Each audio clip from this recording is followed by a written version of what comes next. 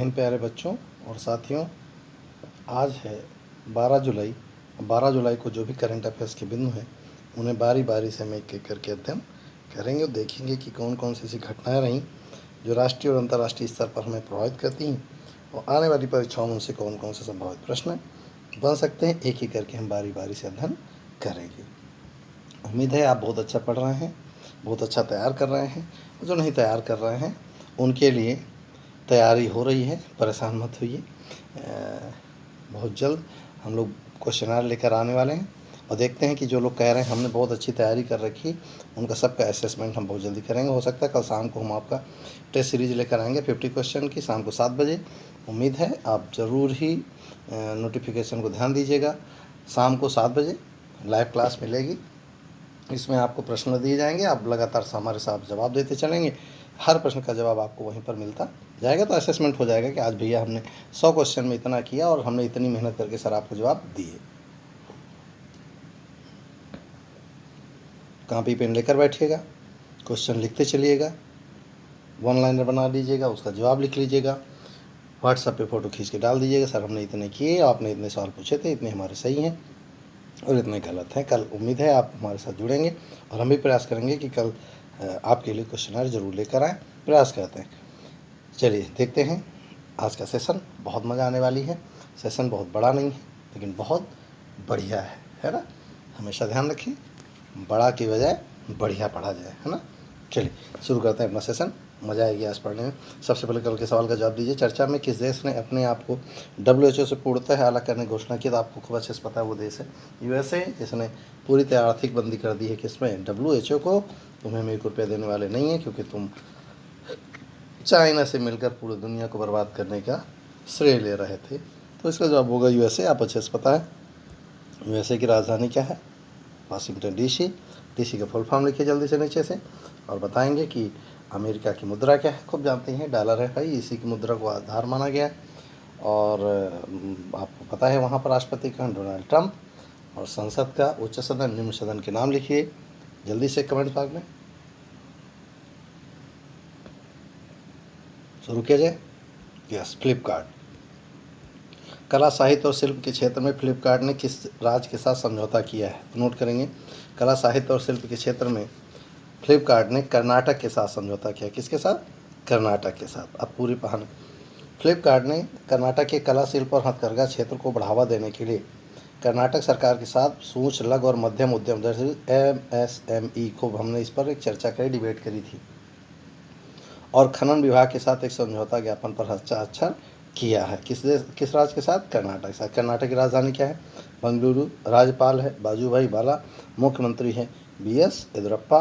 फ्लिपकार्ट के मुख्य कार्यकारी अधिकारी हैं कल्याण कृष्णमूर्ति, मुख्य परिचालन अधिकारी हैं श्री राम वेंकटरमन, प्रधान कार्यालय है बेंगलुरु कर्नाटक में। नीचे वाला हम आपको बता ही चुके हैं, सारा कहानी ऊपर दी जा चुकी है। चलें अगले में, चलिए फिगर देखिए।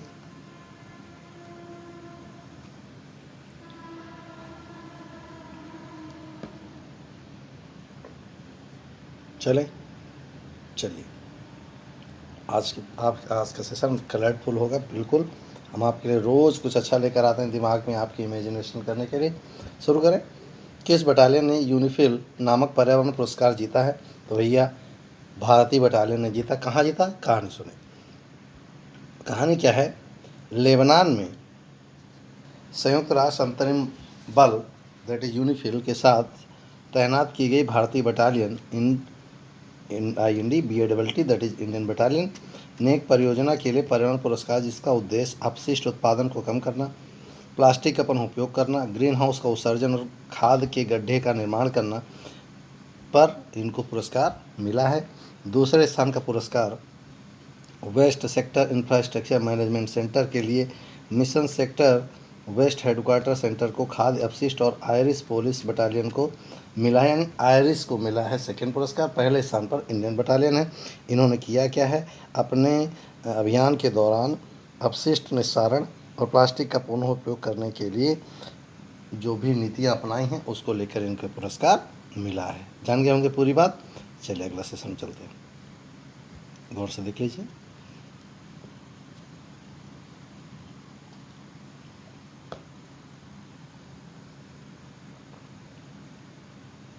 चर्चा में इसरो अपने प्रक्षेपण उपग्रह से किस देश का सैटेलाइट छोड़ेगा? बहुत महत्वपूर्ण प्रश्न है, हर परीक्षा में आ सकता है कि इसरो अपने प्रक्षेपण उपग्रह से किस देश का सैटेलाइट छोड़ेगा? तो भैया ब्राज़ील का सैटेलाइट छोड़ेगा।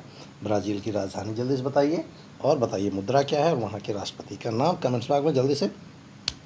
यस, शुरू करें। भारतीय अंतरिक्ष अनुसंधान संगठन दैट इज इसरो ने ब्राज़ील के अमेजोनिया 1 उपग्रह को लॉन्च करने के लिए घोषणा की। उस उपग्रह को polar satellite launch vehicle that is PSLV पर अगस्त 2020 तक मुख्य पेलोड के रूप में लोड किया जाएगा।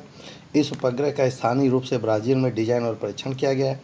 यह पृथ्वी अवलोकन वाला पहला उपग्रह होगा जो केवल अर्थ का ऑब्जर्वेशन करेगा, और ये सूचनाएं साझा होंगी। साझा माने आधी सूचनाएं ब्राज़ील, आधी सूचनाएं भारत यूज करेगा अपने अपने अकॉर्डिंग। तो भैया हम भेजेंगे किसके? ब्राज़ील का।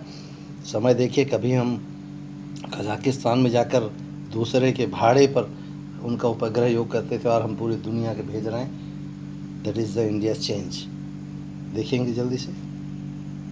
अपाचे और चिनूक जैसे हेलीकॉप्टर किस विंग में शामिल किए गए? नोट करेंगे। अपाचे और चिनूक जैसे हेलीकॉप्टर किस विंग में शामिल किए गए? तो भैया हिंडन एयरपोर्ट विंग में शामिल किए गए। क्या है ज़रा देखिए। बोइंग इंडिया ने भारतीय वायुसेना को हिंडन एयरफोर्स स्टेशन पर आखिरी बचे 5 AH-64E अपाचे लड़ाकू हेलीकॉप्टर की डिलीवरी कर दी है। इसके साथ ही बोइंग ने भारतीय इंडियन एयरफोर्स को 22 नए AH-64E अपाचे की डिलीवरी पूरी कर ली है। अपाचे हेलीकॉप्टर की तैनाती लद्दाख में चीन के साथ चल रहे विवाद के चलते लेह एयरबेस में सैन्य स्थिति मजबूत करने के लिए। इसके अलावा बोइंग 15 CH-47F-1 चिनूक के भारी भरकम हेलीकॉप्टरों को भी भारतीय वायुसेना को सौंप दिया गया। तो भैया ये देख लीजिएगा, ये है अपाचे और ये है चिनूक। ठीक, अच्छे समझ लीजिए। इसमें डबल वाले हैं, या चिनूक है, और जिसमें सिंगल है वो अपाचे। बहुत खतरनाक हैं, आप जान भी नहीं सकते। यस, देख लीजिए जल्दी से।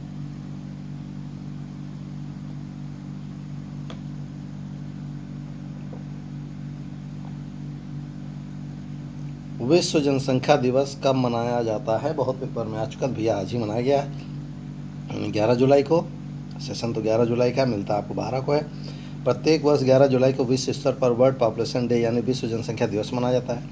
यह दिन बढ़ती जनसंख्या और लैंगिक समानता, परिवार नियोजन के महत्व, गरीबी, मातृ स्वास्थ्य, मानवाधिकार आदि जैसे मुद्दों के बारे में लोगों को जागरूक करने के लिए मनाया जाता है।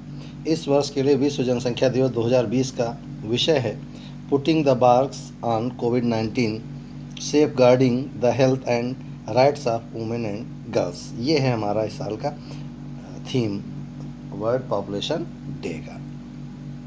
चलिए सेकेंड लास्ट देखते हैं। असीम नामक प्लेटफॉर्म किसको ध्यान में रखते हुए बनाया गया है?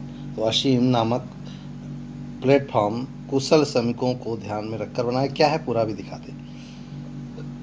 कौशल विकास और उद्यमिता मंत्रालय द्वारा आर्टिफिशियल इंटेलिजेंस आधारित दैट इज AI आत्मनिर्भर स्किल्ड अप्लाई मैपिंग, नोट करेंगे, आत्मनिर्भर skilled employee mapping that is ASEEM digital platform को शुरू किया गया। इस मंच का उद्देश्य रोजगार क्षेत्रों में कुशल कार्यबल, नोट करेंगे, ये देखिए मैंने कहा था स्किल्ड, कुशल कार्यबल की मांग आपूर्ति के अंतर को कम करना और सूचना प्रवाह में सुधार करना है। क्षेत्रों और स्थानीय उद्योगों की मांगों के आधार पर श्रमिकों का विवरण पोर्टल पर डाला जाएगा। जहां जिसको आवश्यकता होगी वो उसका उपयोग कर लेंगे, है ना। चलिए अब देखते हैं क्या है। किस समूह की वर्चुअली 15वीं बैठक प्रधानमंत्री द्वारा की जाएगी? नोट करेंगे, ऐसे प्रश्न पूछना शुरू कर दिया है। उसमें कुछ नहीं बताता, सीधा पूछा है किस समूह की वर्चुअली 15वीं बैठक प्रधानमंत्री द्वारा की जाएगी? तो भैया भारतीय यूरोपीय संघ की जाएगी बैठक। क्या है कहानी सुनेंगे। भारतीय यूरोपीय संघ शिखर सम्मेलन की 15वीं बैठक वर्चुअली आयोजित की जाएगी। इस शिखर सम्मेलन में भारत यूरोपीय संघ के सहयोग पर विचार विमर्श किया जाएगा, जिसमें राजनीतिक और सुरक्षा संबंध, व्यापार और निवेश और आर्थिक सहयोग जैसे विभिन्न पहलू हैं। साथ ही दोनों पक्षों के बीच कोविड-19 महामारी और समकालीन वैश्विक विषयों के घटनाक्रम पर भी चर्चा की जाएगी। समझ में आ गया मेरी बात? यस। अगली बात करते हैं क्या है। यस,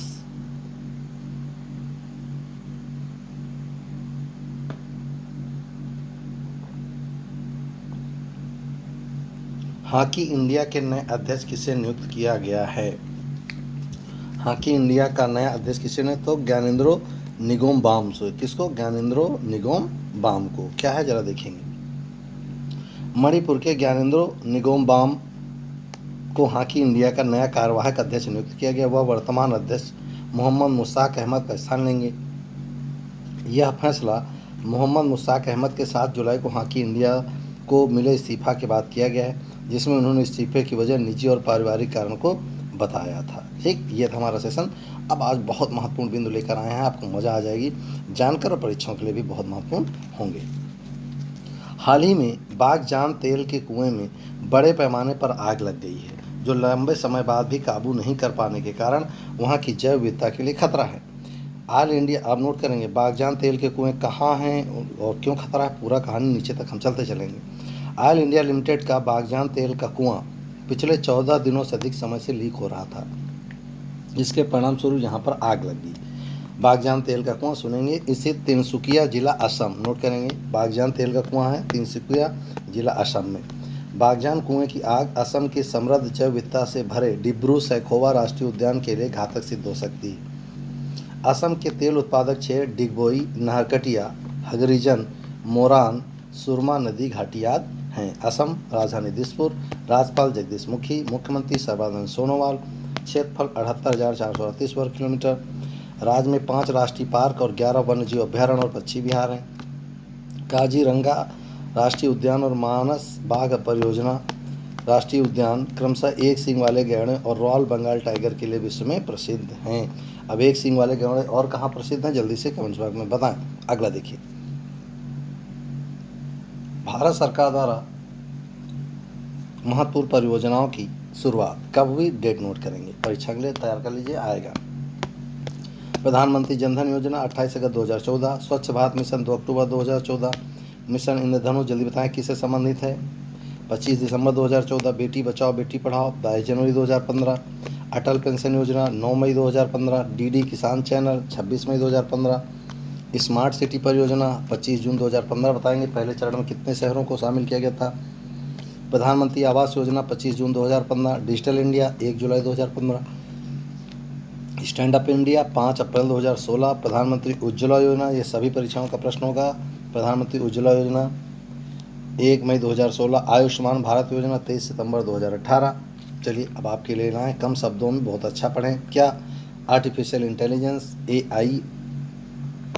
आधुनिक आर्टिफिशियल इंटेलिजेंस की शुरुआत या उसके अतीत को दार्शनिकों द्वारा मानव विचार को एक प्रतीकात्मक प्रणाली के रूप में वर्णित करने के प्रयास में खोजा जा सकता है। क्या है, मैं बहुत अच्छे से बताने वाला हूँ इसके बारे में। हालांकि आर्टिफिशियल इंटेलिजेंस की औपचारिक शुरुआत 1950 के दशक में मानी जाती है। आर्टिफिशियल इंटेलिजेंस का तात्पर्य बनावटी अर्थात कृत्रिम तरीके से विकसित की गई बुद्धि है।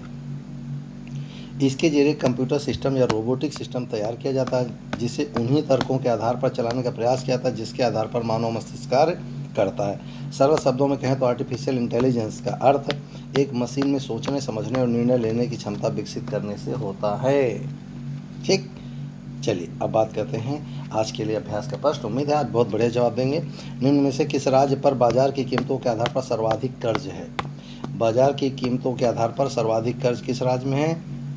केरल, कर्नाटक, उत्तर प्रदेश, तमिलनाडु। आपको इनमें से कमेंट्स बॉक्स में जवाब देना है कि भैया किसके ऊपर ज़्यादा कर्ज है, और वह कर्ज कौन चुकाएगा? वही चुकाएगा भैया जिसने लिया है, आप हम नहीं चुकाएंगे ना।